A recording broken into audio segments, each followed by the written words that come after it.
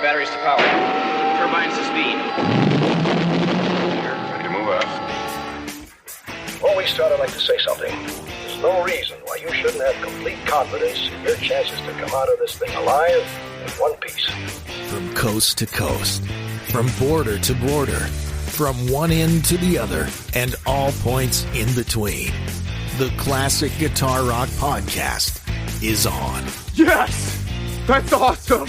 We crank up and break down the great guitar-driven rock of the 70s and 80s, and you are invited to come along. We got a full tank of gas, half a pack of cigarettes, it's dark, and we're wearing sunglasses. Hit it. And now your hosts, Jeremy and Jeff. 1/2 teaspoon for fast, effective relief. It's time for the Classic Guitar Rock Podcast.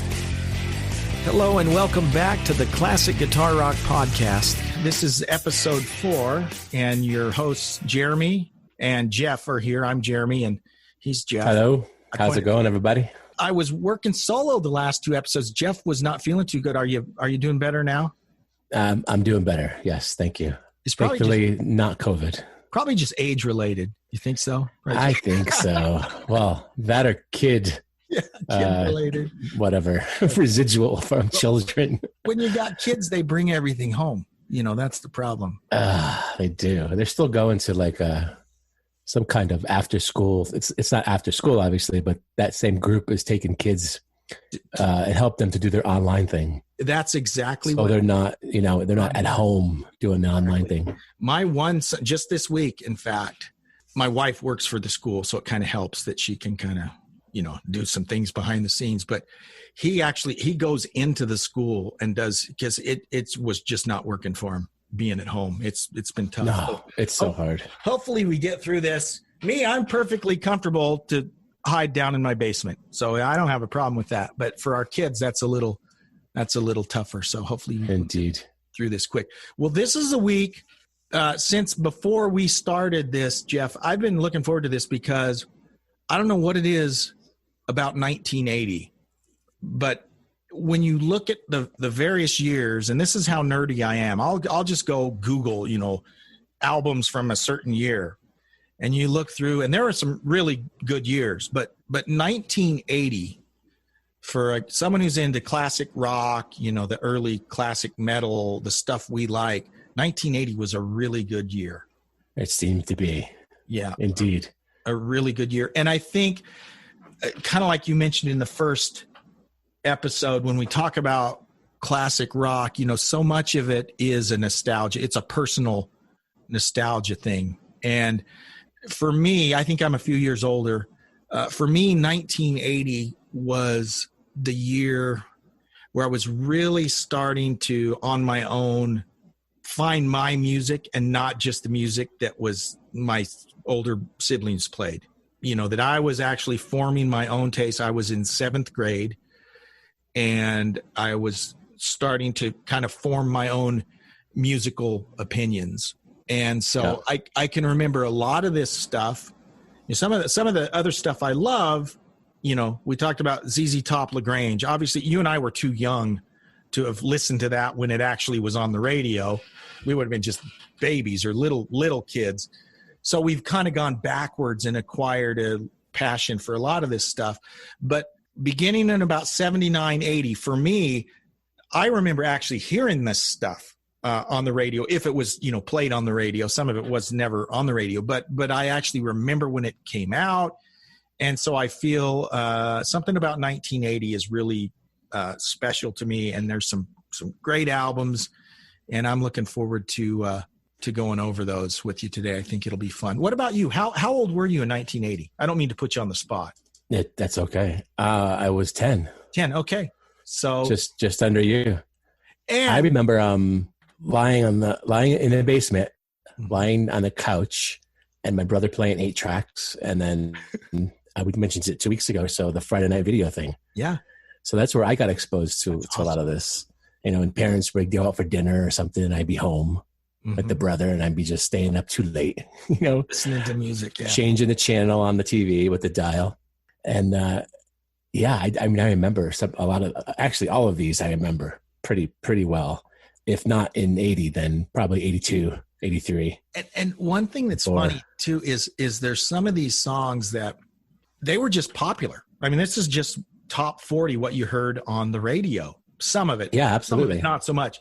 And now going back, you think, man, that was a great time. There was some great music. And I, just as an example, I don't want to give a spoiler, but on one of my lists here, well, I'll just spoil this one album right now. One of my honorable mentions, it didn't make my top 10, but one of my honorable mentions was Pat Benatar. Hey, I had that too. Did you really? Awesome. Yeah. So Pat Benatar, and you know, that was just top 40 music.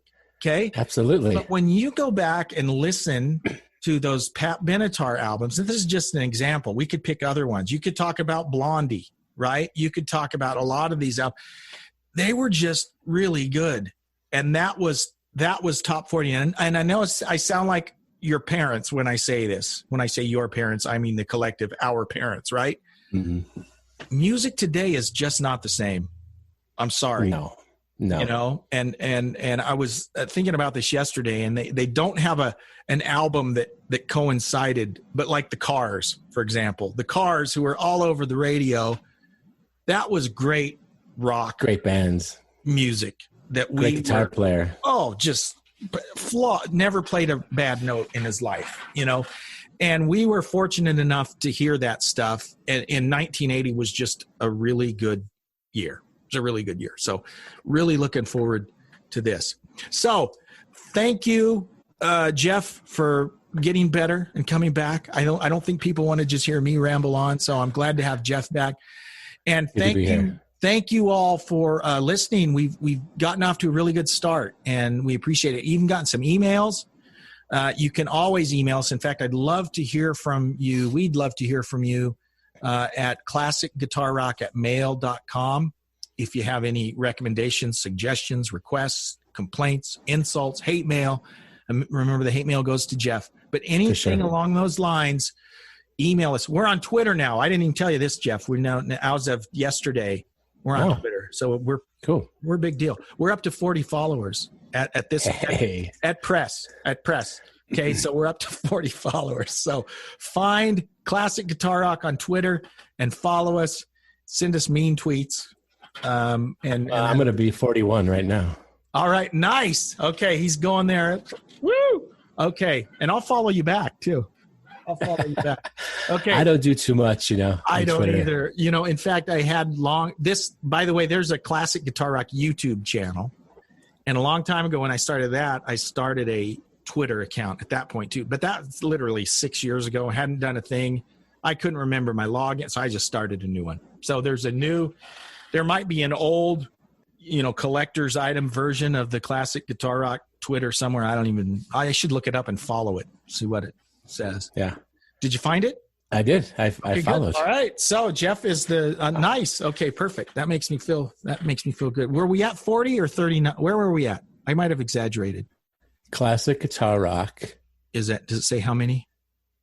It says 414 followers. Oh, that's my old one. Oh, same icon or logo. Yeah, that's what I'm saying. So there's two of them. I need to follow what's that one. Look, try Classic Guitar Rock podcast. See if that maybe shows up different. Maybe you can merge, you know. I'll look into that, because then I'd have 10 times as many followers, 10 times power, unlimited power. Okay. All right, good. So, but yeah, thank you so much for everyone checking out the podcast. And so far, everything I've heard has been positive. So I appreciate that. But we're okay with the negative. We're okay. Yeah. We're big boys. We can handle that. So, but thank you so much. But when we come back, Jeff, we're putting you on the spot first. When we come back, Jeff is going to share his top 10 album releases of 1980. Definitely. Exclusively on ESPN Plus, UFC 313, Saturday. Reigning light heavyweight champion Alex Pereira defends his title against #1 contender Magomed Ankalaev, and an explosive lightweight bout between Justin Gaethje and Rafael Pazzi. UFC 313, Saturday at 10 p.m. Eastern. Buy it on ESPNplus.com/PPV.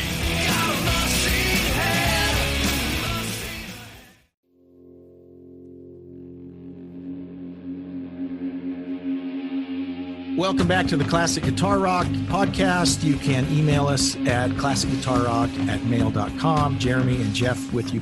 Jeff, my brother's name is Jeff, by the way. I didn't tell you that. Hey, so it's he must really, be a good guy. He's a great guy. It's really weird. He's older. So growing up, it's always been Jeff and Jeremy.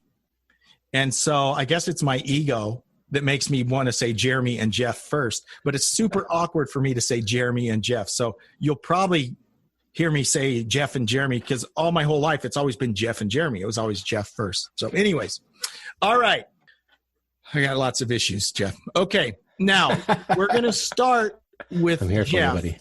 And Jeff is going to give us his countdown. Now, here's what I'm going to do. You can do the same if you want. I am I'm making some predictions. And Jeff and I we're getting to know each other. So it's not like we talk a lot. It's not like we've been friends for a long time. So I'm basing this just on the few conversations we've had. I'm making a guess. I'm putting a star next to it on my list because I'm assuming we'll have some shared things on ours. I'm putting a star next to what I think will be your number one pick. Okay. And so you can do the same if you want on mine. I'm thinking you're going to have the same as well. It might, I don't know. I think. Or one of two. Okay. Well, we'll see. Okay. So let me then, now that you say that, I'm going to guess your number two also. Okay. So I'm going to say, this is your one. This is your two. And I'll see if we're right. So Jeff, the floor is yours. Give us your top 10 albums of 1980. And you can give us why. Tell us why on these albums too. So yeah, the floor is yours. Okay. Thanks, Jeremy. It's good to be back. I'm going to start with 10, right? We're going to go down. All of these bands, we had no female representation.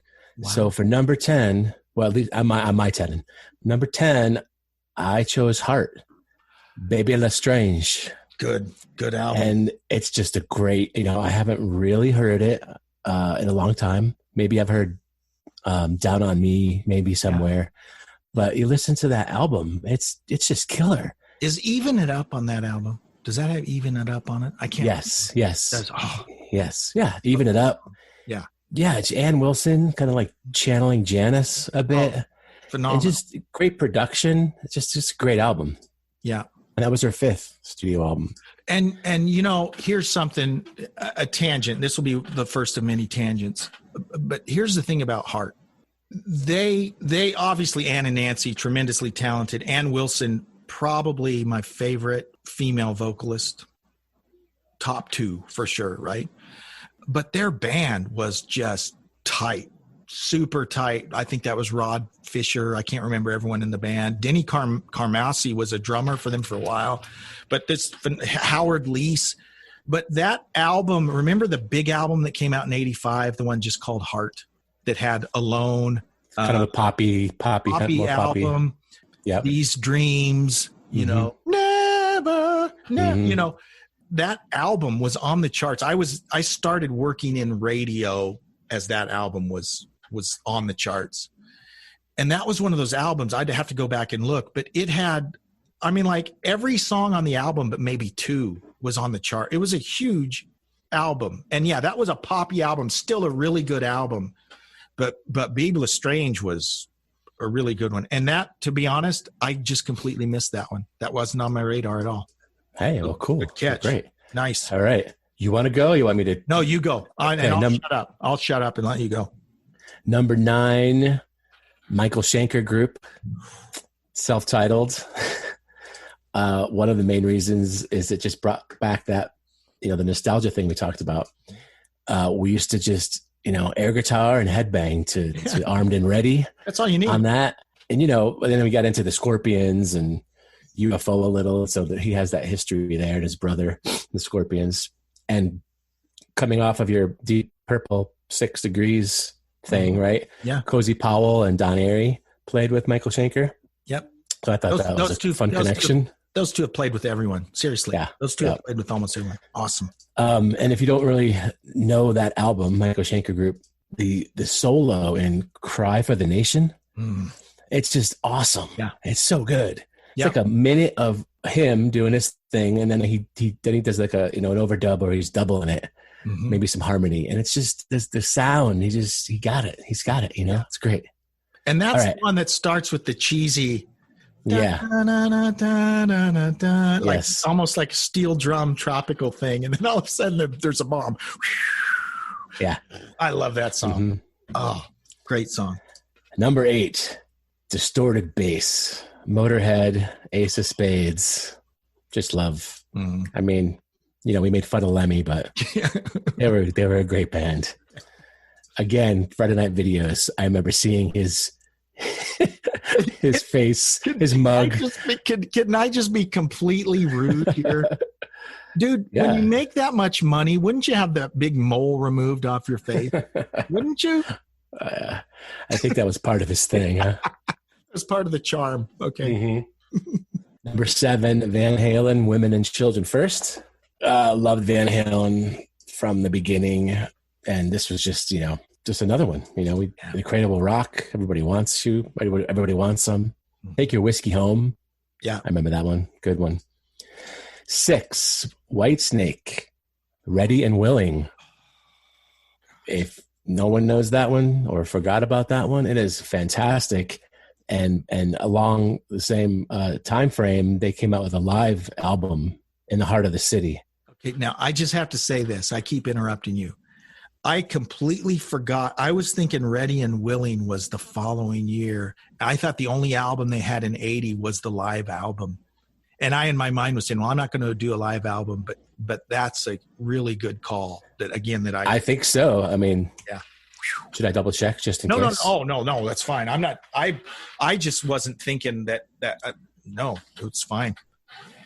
However, David Coverdale's voice. If we go back and find out that it didn't come out in 1980, you'll have to be terminated, Jeff. Yeah, it's possible. You start to go down the Google rabbit hole, and your mind. It's not right sometimes. You can't always trust the internet. It's true. It's true. Number 5, Dio's first Black Sabbath venture, Heaven and Hell. Number 4, Iron Maiden. Debut album. Pre-Bruce Dickinson. Paul Di'Anno. Yeah. Phantom of the Opera. 7 minutes and 21 seconds with just amazing riffs. And, I don't know if you've heard of Humphreys McGee. No, I haven't. They kind of get lumped into the jam band arena a bit, but they're far from that, and they've got songs on there for sure influenced by Iron Maiden, among others. Right. Just those riffs, that like the harmony, the couple solos that go on, and yeah. Number 3, Judas Priest, British Steel, again. Guitar all day in high school, living after midnight, breaking the law. We had a bit of a band going, and we tried to play those songs in the band. Nostalgia for me. Is Grinder on British Steel, or is that on Hellbent for Leather? Do you remember? I didn't mean to put you on the spot. I'm not. Okay. I think Grinder is on there, and I only bring that up because that is the very first song I learned to play. I think. Is that right? British Steel, Grinder. It is on there. It is on there, yes. The very first song I learned to play. So, yeah. Okay. That's a good, that could be something we do, Totally. For people who play guitar. Yeah, like what are the top 3 songs you learned to play? Or just a top song you learned to play. I love that idea. I'm making a note of that right now. I think mine was Paranoid. Oh, that's a good one too. Yeah. Okay. Number 2. Blizzard of Oz. Okay. All right. For a debut album. I know I got one of my guesses right. And I think I'm going to be right on the next one. We'll see. I mean, Back Black, number 1. Okay. AC/DC. You didn't pick that one. I did. No, I didn't. I no, that's not from number 1 for me. That's not what I picked for your number 1. I'm actually very surprised, and I must say somewhat disappointed that you did not have the number. No, that's great. So let me, and we'll come back and talk about some of these on mine too. But first, let me say I think about 7 or 8 of ours are the same, just in different orders.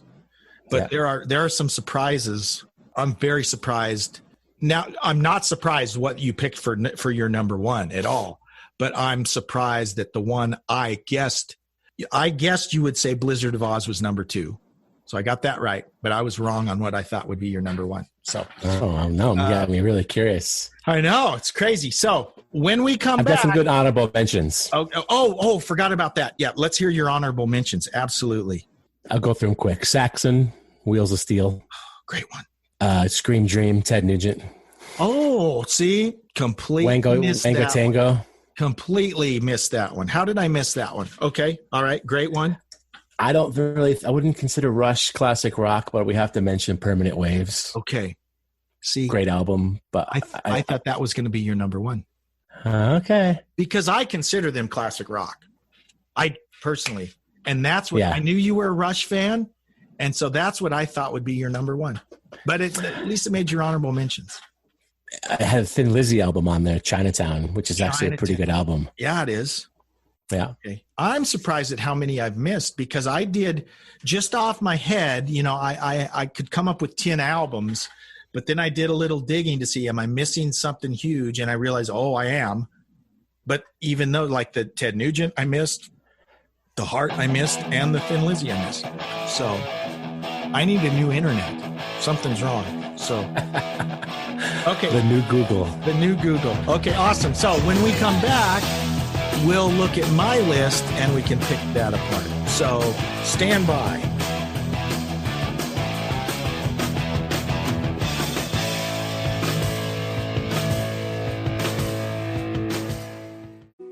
This episode is brought to you by Coffee Mate. After watching this season of the HBO's original series, The White Lotus, this is the tropical getaway I needed. One more pina colada, please. Hey, you're not on mute. Oh, I thought I was in paradise. Turns out it was my Coffee Mate. Coffee Mate Pina Colada and Thai iced coffee flavored creamers. Inspired by the newest season of HBO's original series, The White Lotus. For the love of coffee. Try now.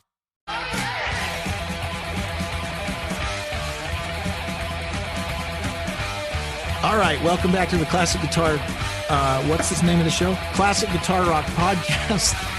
I'm Jeremy. Here CGR. It's the CGR podcast. And Jeff just gave his list, which is a great list, and ours are very close. The orders are changed a little bit. So here's my, and I want to kind of dig in and talk about some of these albums as especially the ones that we both talked about. As we go through them. Okay, my number 10, I have Iron Maiden. Okay, Iron Maiden is my number 10. I kind of look at Iron Maiden kind of like I look at Van Halen, right? It's almost two different bands, both good. Okay, I like the Paul Di'Anno years. I like the Bruce Dickinson years. But they're different enough that I almost treat them as two different bands. And you don't hear this often, and tell me I'm crazy, but I really kind of hear some punk in the first Iron Maiden album. It's got the riffs, it's got the harmonized stuff, it's got, good guitar playing instead of what most punk stuff was. But there's definitely a kind of a punk energy to that first album that I hear, and kind of in the way that Paul Di'Anno was a punk, right? And you kind of hear some of that. But you mentioned Phantom of the Opera, Running Free. Isn't Running Free on that first one too? Running Free. Yes, it is. Yeah. Great albums. And of course it was this album that caused my mom great concern when she sees she sees this album cover, she sees the Killers album cover, and she's like, oh. Yeah. But yeah, great album. Now here's one, I might get some flack for this. And here's the thing, this is subjective, right? That nostalgia we've talked about.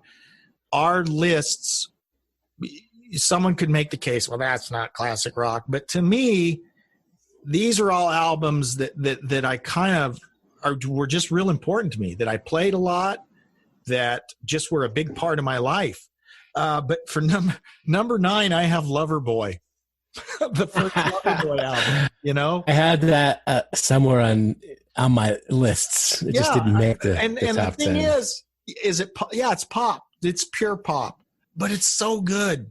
And Paul Dean doesn't get the respect. He was he's got a real muscular style. And what I mean by that is you can tell he bends the strings a lot. And he was quite a few years older than the other guys too. And so he kind of brought a different vibe, but I just like it. The vocals are great. The background, they're catchy. And I'm a sucker for good pop songs, and I really like that album and I played it a lot. So I have Loverboy on there. We still respect you. Yeah. Okay, good. Okay. All right. It might get worse from here.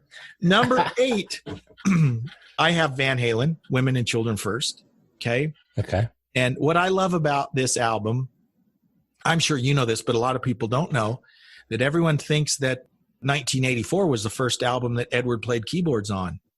But actually, this is the first album that Edward played keyboards on because And the Cradle Will Rock is a Wurlitzer electric piano through a Marshall Plexi.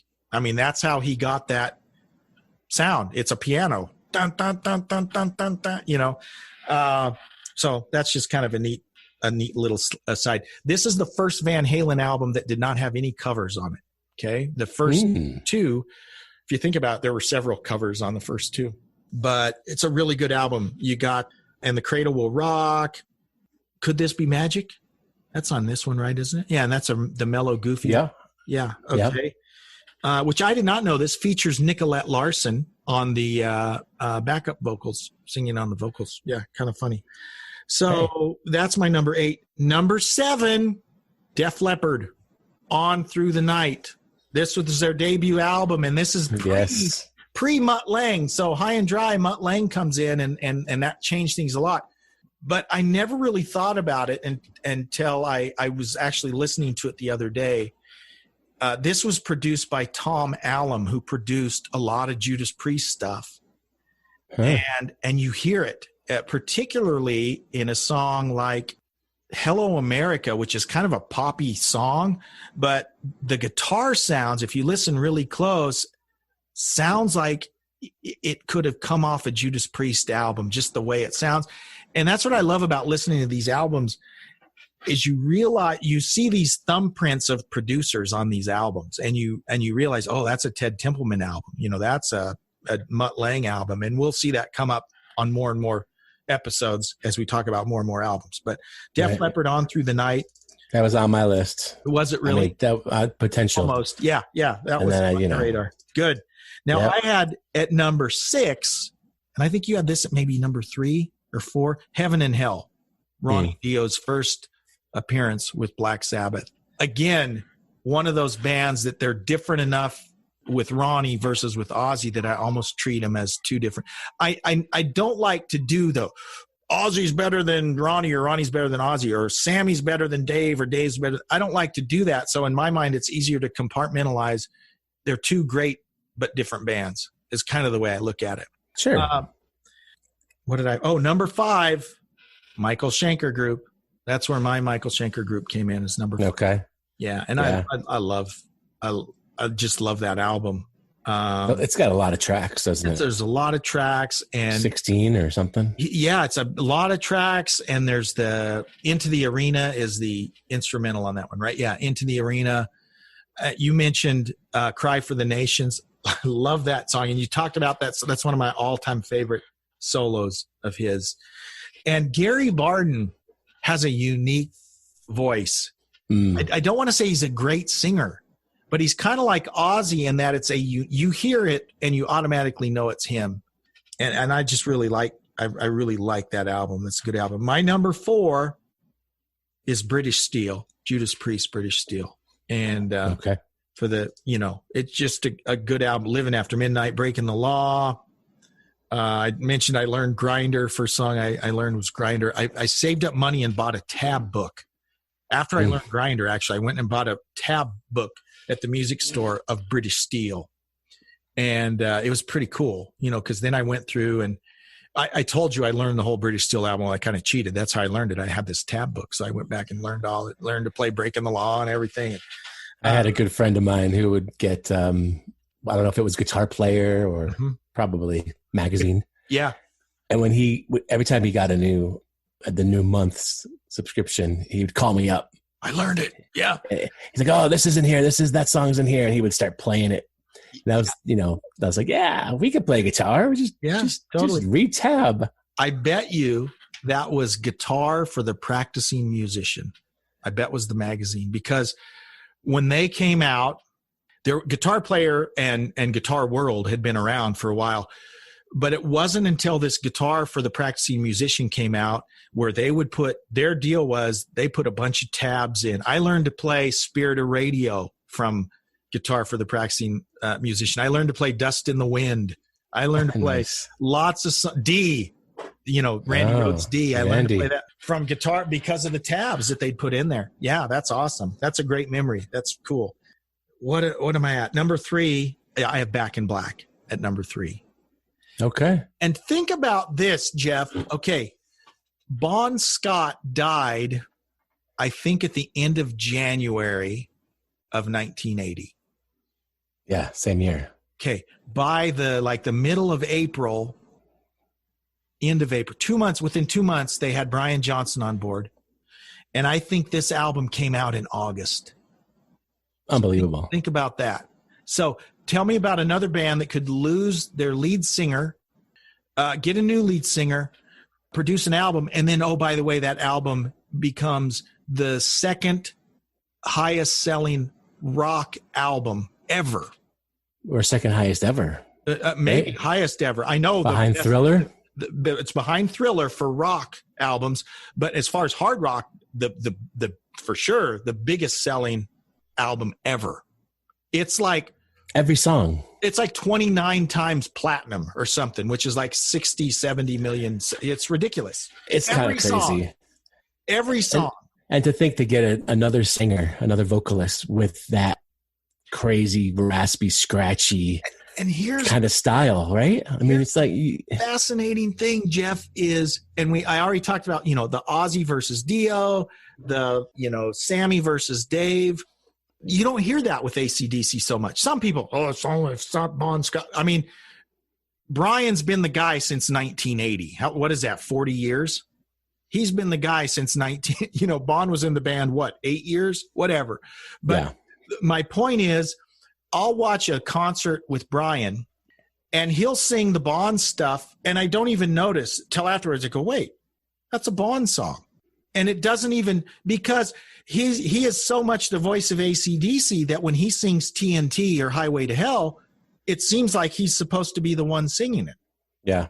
It's amazing. It's an amazing thing. Do you think it's just because of the longevity, the length of time? I think that's a lot of it.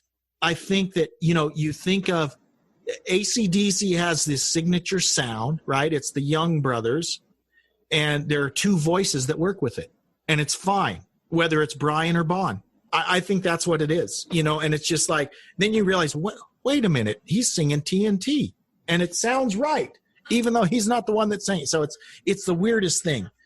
Plus, I just really like Brian Johnson. I mean, I don't know if you've seen the interview show he does on whatever channel that is. He goes around and interviews people. It's really cool. He's just a cool guy. No, I think I saw him on Howard Stern, mayy. Could be, but I saw recently, and he's definitely a cool guy. Episode of this show, I think it's on, what's it called, Axis, that Axis channel.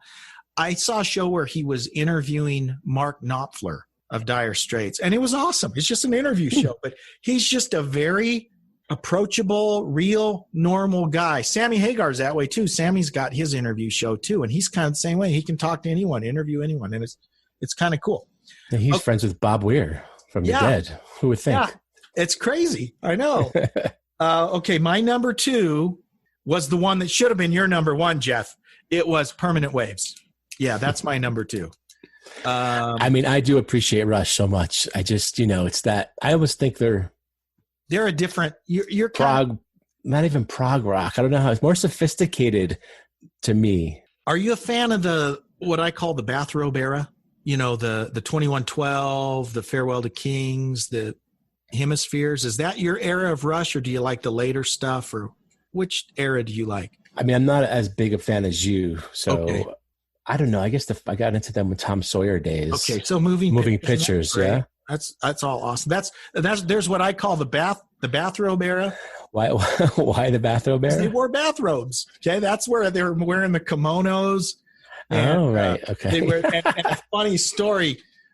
1981. So one more year later. Yeah. So in 80, Moving Pictures was 81, right? So Permanent Waves is the end of the bathrobe era. Okay, so bathrobe era started really like Caress of Steel, so 75, 76, 77. And if you see videos from around even Hemispheres, I think they're still wearing the bathrobes. So one of their, I think it was Uriah Heep, was opening for Rush.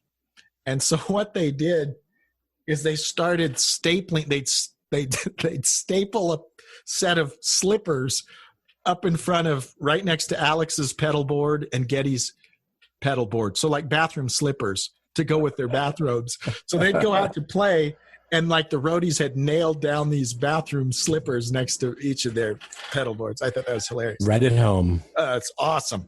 But Permanent Waves is the album where they really made a break from the long, epic, Cygnus X1 and 2112 and Xanadu and all those long, epic pieces. They had one, that Natural Science song is pretty long, but everything else pretty short, pretty radio friendly. Some Rush fans didn't like it at first, but over time it's really held up, and it's a really good album, and I love it. That's my number 2 album for 1980. My number 1 is Blizzard of Oz. I think in terms of impact and influence and the sheer number of times I listened to it, that would have to be my number 1. I played the crap out of that record. Do you think in your world was that more popular than Back in Black at that time anyway? In my world, yes. Okay, now at the I think time, probably in my world too. Probably because we all wanted to be Randy Rhoads. Exactly. Yeah, now I think if you look back now, looking backwards, you got to say Back in Black obviously was the bigger album. But for me personally, that album, the Blizzard of Oz, was a huge album. I mean, it was. I can remember my 9th and 10th grade. I mean, I literally would listen to that whole album every day. Probably for a 2-year period, I probably listened to that whole album every day, and that was crazy. Diary of a Madman, which followed, was a great one too. But for me, it was Blizzard of Oz. That was just a huge album. Here's my honorable mentions. Oh yes. I have Pat Benatar, Crimes of Passion, as one of mine. So there's my female representation there. Pat Benatar, one of my favorite singers, again, with a phenomenal band. Her band, Neil Girardo, her husband, he's the guy that played for Rick Springfield, Jesse's Girl. I mean, that's him. Right. But that album and even the In the Heat of the Night album before this are just really good, and the guitar playing is just super tasty, and the drums they're just great albums. So I have Pat Benatar, Crimes of Passion. Also Scorpions, Animal Magnetism is an honorable mention. That's a good album. That was in my also potential. Yeah, that's a good one. Here's one, U2 Boy. This is one I went backwards for because in 1980 I was not aware of U2. But later in 83 and 84, when I started hearing them on MTV and the Under the Blood Red Sky, that all came out. I went back and got, War and October and Boy and all these albums. And this is a good album. And that's why it's an honorable mention for me. But that's my list. It's a good list. Yeah, good. And there was other great albums too, which I was oscillating on as far as like soft rock versus classic rock. I have a few of those that I did not include, and so I'd be interested to hear some of the near misses. The Eagles, The Long Run, which had in the city. Yeah. Right. Remember the Warriors? Remember that movie? That's the name. It had those shoes with the throat. With the voice box, on the guitar talk box. Yeah. Joe That Walsh. is a great album. Sad Cafe, I Can't Tell You Why. They had ran the gamut on that album. That's why it was such a great album. There was the hard rock tunes and the ballads, and that's a really good album. And again, I didn't even see that. That wasn't even on my radar. You? Any other? Here's one that I kind of felt bad for not mentioning it somewhere, but I couldn't fit that many, Queen's The Game. Yeah. Pretty good album, Is it their best? Probably not their best, but again, that was a pretty big album. How about Journey Departure? I had that one. Another good album. Soft rock. Yeah, but But Neil Sean, Yeah, it's good. And what else? Is there anything else? The Stones had Emotional Rescue, which was it wasn't a fantastic album, but it was a good album. And really what we're talking about is we just ran out of space. And that's the problem with 1980, right? Is there are so many good albums that came out that year, but we had to draw the line somewhere. You mentioned Saxon, which I should have mentioned Saxon too, at least as an honorable mention, because they're an important band too. I don't really know what happened to them. I should have done a little more research on them, but I don't know if they just kind of faded away or what. They're still around. They still put out albums. They have jillions of albums, but unbelievable. Well, and that's the thing. I kind of talked about it in the last episode is most of these classic bands, they've got their old fans because they don't get airplay anywhere. No one plays them, sadly. And so they've got to kind of reach out and tap into the market and be creative. They're still, Whitesnake is still putting out albums, So yeah, it's tough. Oh, and you're Ready and Willing, the Whitesnake Ready and Willing. That's a great album. And I completely spaced that. So we had the advantage, again, we'll sound like old people when we say this. We had the advantage of coming of age musically in a really good time. I mean, there was a lot of great music, and 79, 80, 81, 82, 83. I mean, there's tons of great music that's coming out around that time frame. And obviously we're partial to that, but there really was a lot of good music that people look back at now and call classics, and that sort of thing. I think before I started looking into this, I think the 80s, I'm thinking, hair metal, that kind of glammy kind of thing, because MTV. Mm-hmm. And I was like, but really, like you said, there was a lot. I mean, there was Bob Seger and Bruce Springsteen were blowing up then. Yeah. If we were to broaden a little bit, Bruce Springsteen, The River, if you want to get, some people might consider that classic. Again, it's these floating definitions, right? But some huge albums all around that year. I forgot I had on here. CCR released a live album. Really? That was recorded in 1970, was released in 80, called The Concert. Really? And I believe it was released with misinformation about where it was recorded. Wow. It was recorded in Oakland, California. But I love CCR. So I do too. And I saw them. Here's my brush with fame. Ready?